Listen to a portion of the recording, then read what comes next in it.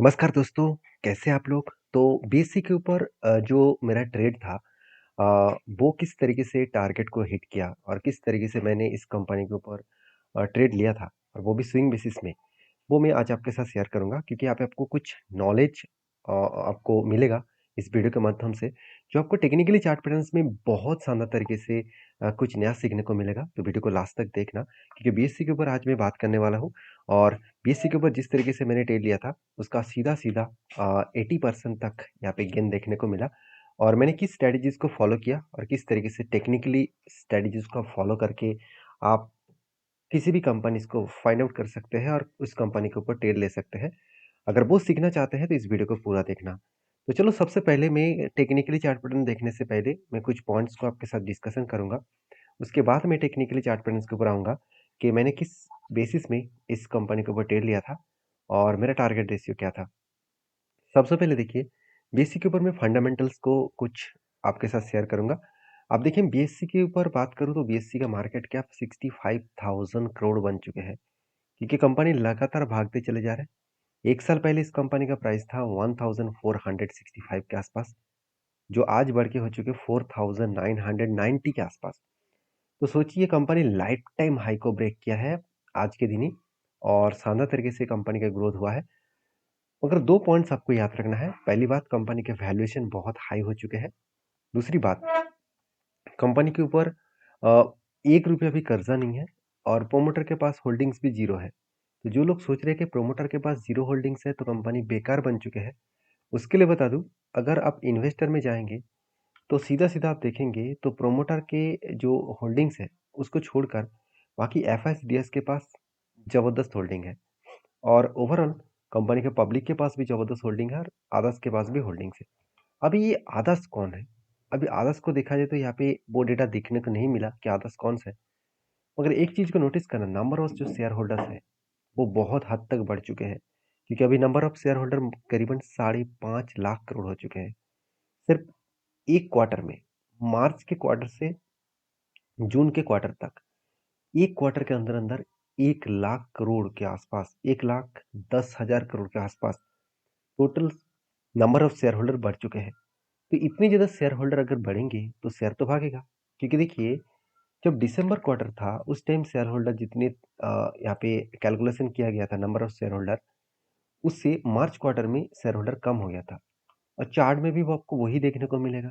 अगर ध्यान से देखेंगे कि दिसंबर का जो क्वार्टर था उस टाइम जितना होल्डिंग थे, मार्च में भी सेम टू सेम होल्डिंग था, तो इसीलिए कुछ यहाँ पे चेंजेस हुआ नहीं। जब शेयर होल्डर बढ़ता हुआ देखने को मिले, तब शेयर में एक बिग बाउंस देखने को मिला है। और ये भी बताया जा रहा है कि कंपनी इस बार जो क्वार्टरली रिजल्ट पब्लिश करने वाला है क्वार्टर 2 का, वो भी एक धमाका होने वाला है क्योंकि रिजल्ट आने से पहले ही हाई वॉल्यूम के साथ कंपनी तेजी से आगे बढ़ रहा है। तो कंपनी इसके ऊपर सबसे पहले मैं वो पॉइंट्स आपके साथ शेयर किया हूँ। अभी कंपनीज़ के ऊपर और 2 पॉइंट्स आपको शेयर करूँगा। क्वार्टरली रिजल्ट देखेंगे, तो रिजल्ट आपको ज़बरदस्त दिखेगा। ऐसे नहीं कि कंपनी सिर्फ भागते ही जा रहा है, कंपनी के रिजल्ट ज़बरदस्त दस्त हो चुके हैं। 260 करोड़ से सीधा-सीधा 670 करोड़ हो चुके हैं। मतलब कंपनी का जो सेल्स है, वो स्ट्रांगली यहाँ पे सेल्स ग्रोथ हुआ और वो भी 3 गुना के आसपास और उसके अगेंस्ट में कंपनी का एक्सपेंस भी मेंटेन करने के बाद जो कंपनी का जो ऑपरेटिंग प्रॉफिट है, वो भी देखिए सीधा-सीधा 44% से 52% हो गया। जो पिछले लास्ट कुछ क्वार्टर्स में कंपनी का हालत खराब था। तो मैं पहले ही बोल चुका हूँ कि दिसंबर और मार्च में कंपनी का जो चार्ट पैटर्न्स है, वो फ्लैट था। एक ही जगह पे होल्ड कर रहा था। उसके पीछे रीज़न है कंपनी का परफॉर्मेंस। देखिए कंपनी का परफॉर्मेंस खराब था, इसीलिए शेयर में कुछ जंप भी नहीं देखने को नहीं मिला और सीधा-सीधा बताऊँ तो कंपनीज़ के ऊपर जो बेस्ट तरीके से परफॉर्मेंस देखने को मिला, वो भी जून क्वार्टर में। वो यही कारण है कंपनी का सेल्स बहुत स्ट्रॉन्ग हुआ क्योंकि सीधा-सीधा आप देखेंगे कि कंपनी 118 करोड़, 106 करोड़, 107 करोड़ से बढ़ के 265 करोड़ के आसपास बन चुके हैं। तो आप क्वेश्चन करेंगे कि यहाँ पे 404 करोड़ का सॉरी 440 करोड़ के आसपास इतना ज़्यादा प्रॉफिट क्यों था पिछले सालों में? एक्चुअली आधा इनकम ज़्यादा था, इसलिए 440 करोड़ का प्रॉफिट हुआ। आप ऑपरेटिंग प्रॉफिट देखेंगे तो आपको खुद पता चलेगा कि कंपनी का प्रॉफिट रेशियो ठीक है। अभी बैलेंस शीट को चेक करेंगे तो कंपनी के देखिए रिज़र्व हर साल बढ़ते चले गए। इस बार भी कंपनी का हाईएस्ट रिज़र्व देखने को मिले कर्जा तो ₹1 नहीं है। तो एक कुछ कारण से जिस कारण की वजह से कंपनी लगातार भागते चले जा रहे हैं। अभी कंपनीज़ के ऊपर एक बात मैं आपको बताना चाहूँगा कि एनएससी का जो आईपीओ है, वो जल्द से जल्द आने वाला है और एनएससी आईपीओ आने से पहले ही कंपनी इस कंपनी के ऊपर एक तेज़ी से माहौल देखने को मिला। अभी देखिए मैंने किस तरीके से टेक्निकली चार्ट पैटर्न्स को यूज़ किया, जो आप यहाँ पे टोटली डिटेल्स में जो आपके साथ शेयर करूँगा, वो आपको सिखाने के लिए, मैं कोई आपको ट्रेड नहीं दे रहा हूँ कि चलो आप बाय सेल कर लीजिए। आपको सारी चीज़ सीखने के लिए मेरे साथ आपको इस वीडियो को देखना पड़ेगा। तो देखिए कंपनी के ऊपर जब इस तरीके से कुछ रेंज बना, अभी रेंज क्या है? एक फ्लैट रेंज, मतलब कंपनी एक ही जगह पे बहुत दिनों तक होल्ड कर रहा था और फाइनली देखिए इस जगह पे कंपनी के ऊपर क्या हुआ? ब्रेकआउट हुआ और ब्रेकआउट होने के बाद एक ब्रेकआउट कंफर्मेशन भी मिला। मतलब क्या है कि जब भी इस तरीके से कोई भी कैंडल रेंज के बाहर जाते हैं और उसके ऊपर कोई भी कैंडल क्लोजिंग होता है, तो उसको breakout and breakout confirmation candle कहा जाता है।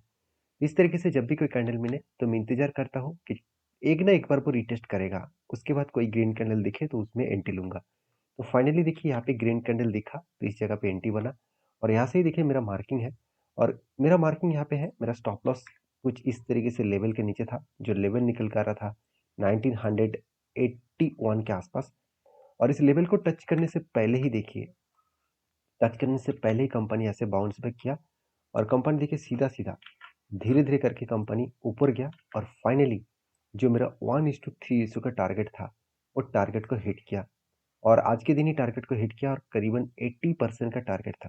देखिए क्वेश्चन ये है कि 80% का टारगेट था तो स्टॉप लॉस कितना था?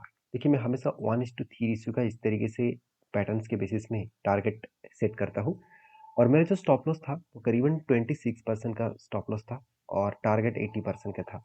तो देखिए टारगेट हिट हुआ, इसलिए मैं खुश नहीं हूँ।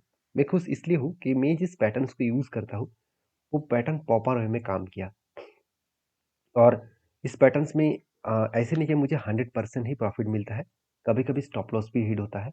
तो स्टॉप लॉस हिट होने से भी मुझे कुछ फ़र्क नहीं पड़ता क्योंकि मेरा हमेशा स्टॉप लॉस 1% होते हैं और टारगेट 3% होते हैं।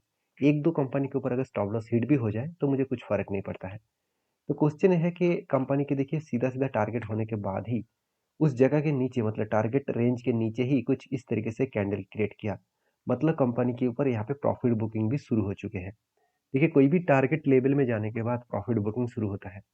तो यहाँ पे टारगेट तो हो चुके हैं। क्या इसके बाद कंपनी और भी ऊपर जा सकते हैं? अगर, ध्यान से सुनना, अगर कंपनी के ऊपर 4,809 के ऊपर कंपनी क्लोजिंग दे, तो फिर से एक कंफर्मेशन अगर मिले, तो एक फिर से जर्नी हो सकता है। क्योंकि देखिए कंपनी यहाँ पे रिटेस्ट किया, बाउंस किए, फिर से छोटा-सा रिटेस्ट किया, बाउंस किया, फिर भी एक रिटेस्ट आने का चांसेस है। उसके बाद बाउंस करने का चांसेस होगा। मतलब यहाँ पे ब्रेकआउट होगा, इसी लेवल को कंपनी सपोर्ट बनाएगा, उसके बाद यहाँ से बाउंस करने का चांसेस रहेगा।